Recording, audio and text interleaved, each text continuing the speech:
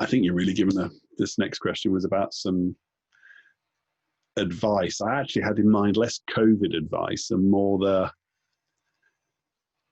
thinking of potential pastors and planters, and if you could speak to every potential church planter and pastor in the world, and you could only share, let's start with one thing. If you could only share one piece of advice with them, what would it be? Well, if I could only share one, I would say that you must have a deep commitment to rhythms in your life that keep you in that place of real intimate friendship with Jesus. Like, you must. And you need to live from that place, and you need to teach and preach and disciple and lead from that place. Because I think if we're talking to pastors and church planters, I mean, my conviction is our number one job is to make disciples, to disciple people. And that means they are watching us, they are learning from us, we are imparting something to them. And for me, like, I always come back to John chapter 15 and that life of abiding and then bearing fruit. And if we aren't modeling out and living out that, then what on earth are we doing? And that is what we have to give people. I just remember a time where I was under immense pressure. It was during that season of intense conflict in our church, and my father had died suddenly, and I was in the middle of grief, and I wasn't in a good place. And I just remember, it's bad when your wife takes the kids and says, I'm going to leave for a while. You need some space. It's bad.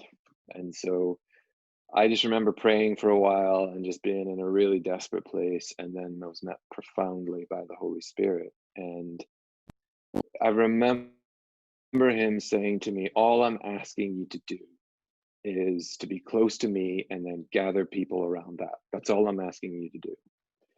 And I think I would just say the pastors and church planters, that's your number one job. Be close to Jesus and invite people to be close to Jesus with you, and teach them and show them how to do that. And you're going to have to show them how to do it, because I don't know how you feel, Jason, but I just am in room after room where even pastors and leaders don't know how to have deep, intimate friendship with Jesus. And I'm not trying to judge or shame anybody.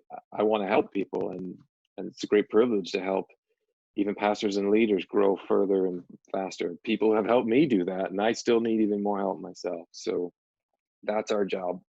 And some people will do it with churches of 10,000 people, and they'll do it through others, and that's great. And some people will do it in churches of 50 people, and that's great. But that's the job.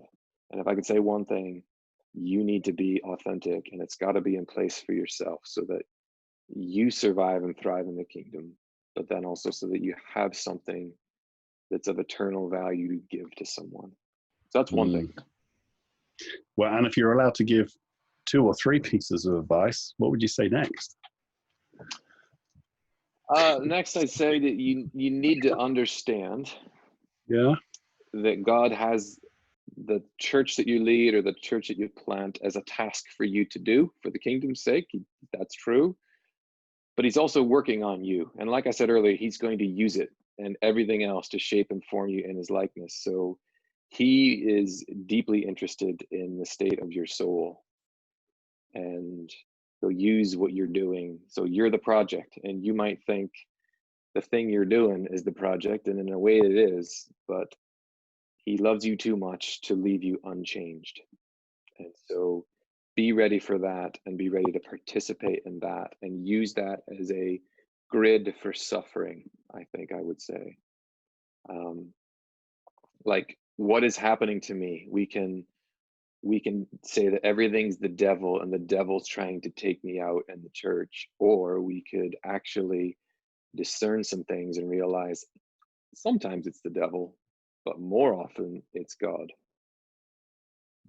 Things to shape and form us. And if we can partner with that and appreciate that, we'll be shaped and formed and sanctified a bit more. So that's the second thing I'd say. And then third thing, really simple, but probably one of the most important things in my life is to just have mentors for seasons. And some people will be mentors in your life for a season, others will have a lifetime of mentorship for you. I already mentioned Steve Nicholson is one of my spiritual fathers. You just can't know everything. No one's expecting you to know everything. So have people that know lots of stuff and love you and will help you. And you just need to be teachable and listen to them. And you need a variety of people in your corner. I wouldn't have made it without Steve and Cindy Nicholson and Michael and Brenda Gatlin and a whole host of other people. I wouldn't be a pastor today. I probably wouldn't even be alive today if it weren't for them. You need people like spiritual directors. You'll probably need at times counselors. I've needed them. I know that's been part of your story, Jason.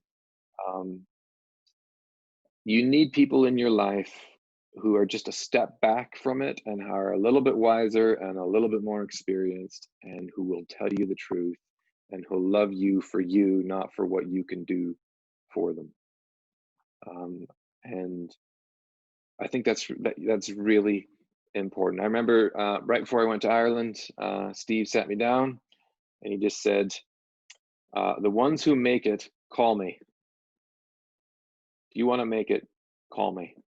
And so I just decided right then and there, I was going to ask everybody. I already knew I didn't know much. So I just decided I'm going to I'm probably in over my head, and I'm just going to try and get as many mentors as I possibly can and go for it. So that's another thing I'd say. Fantastic. Amazing advice.